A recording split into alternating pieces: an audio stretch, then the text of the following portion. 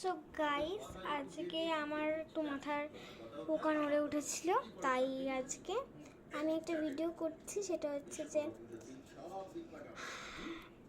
একটা হাড়িকে কালার করব।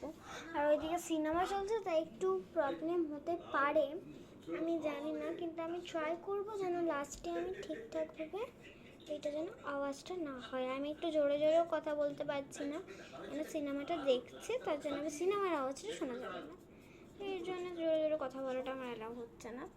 তো এই দেখো আমি এখানে এখন কালার করছি। এটা ফার্স্টে আমার ভিডিও আর করা হয়নি, আমার এখন মাথায় এসেছে।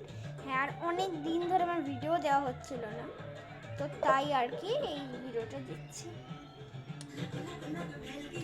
এই যে দেখো, সো গাইস দেখো আমার পুরো রেড কালারটা কমপ্লিট হয়ে গেছে।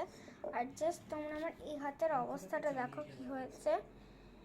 এটা কিন্তু এখন পুরোভাবেই হয়ে গেছে। আগে কিন্তু একটু জায়গায় ছোপ ছোপ হোয়াইট ছিল, এখন মনে হয় আই থিঙ্ক আছে।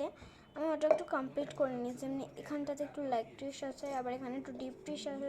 এমনি করলে তো হবে না, আমাকে পুরোটা ঠিকলি কভারেট করতে হবে। চলো করা যাক। সো গাইস দেখো, আজকে পুরোটা কমপ্লিট করেই দেখালাম, আর আমার হাতের অবস্থাটা আর কিছু বলো না।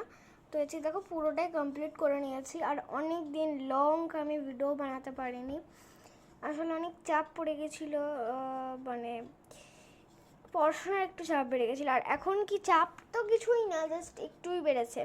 কিন্তু কি হয়েছে যে আমাদের যে স্কুলের যে টাইমটা আছে না, সেটা একটু বেড়ে গেছিলো কিছুদিনের জন্য, 2টো হয়ে গেছিলো। সেটা আগে অনেক কমই টাইম ছিল, তো এখন সেটা আস্তে আস্তে 10টা এসছে। আজকে এবার থেকে আমি দেওয়া আবার শুরু করবো।